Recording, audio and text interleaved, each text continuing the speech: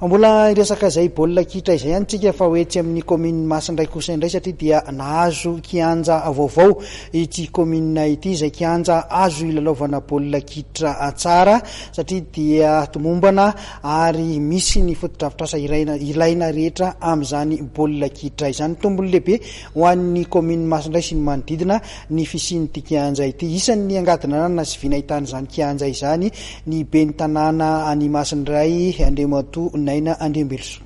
Nahazo kianja filalaovana baolina kitra vaovao ny commune Masindray.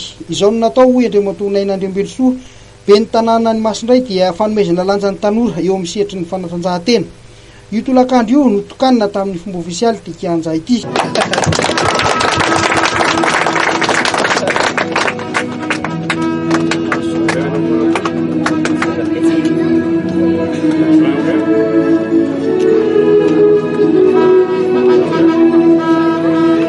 Ny fikojakojana ny fotodrafitrasa iraisan'ny daholobe toy izao ny tena zava-dehibe ho ny ben'ny tanàna.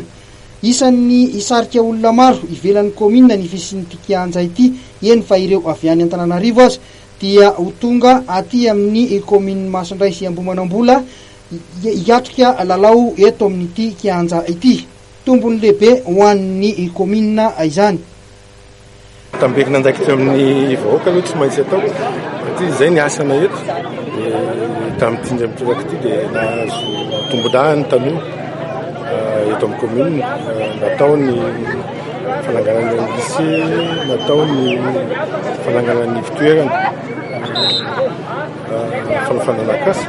Dia izao ny kianja izay nieritreretina hitondra zavatra betsaka kianja communal izy azo lalaovana rehetra fa bozaka vazaha moa fiteny azy voakarakara mihitsy izy dia tsy maintsy misy moa fandaniana amin'ny fikojakodrany dia zay ngamba no tsy maintsy fanarahana no anivelana fa misokatra rehetra tanteraka amin'ny vahoaka malagasy ny kianja eto Masindray. Midadasika ny commune Masindray 70 kilometra tora-dro fanomboana ihany ity fa ny tambekina andraikitra ao tsy izay loatra fa fametrahana fotodrafitrasa ny tanora fokotana 12 voaray ny vita satria ity no vavahady misokatra ho amin'ny commune dia efa misy anankiroa ihany eritreretina ho fitaina koa mipito an'ity ngamba sitrapon'Andriamanitra ho an'ny fokotana.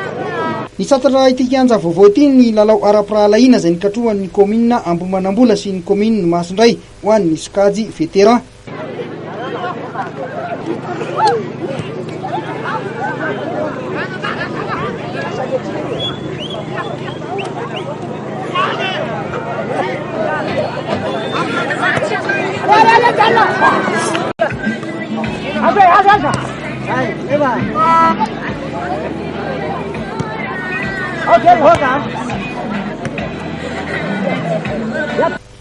Teo amin'ny alafamaranana ho an'ny sokajy senior kosa amin'ny katoky ny fetin'ny asaramanitra azy dia notoloran'ny ben'ny tanàna 2 hetsy ariary ny mpandresy ary 2 hetsy ariary ny laharana faharoa ary 5 alina ariary ny laharana fahatelo.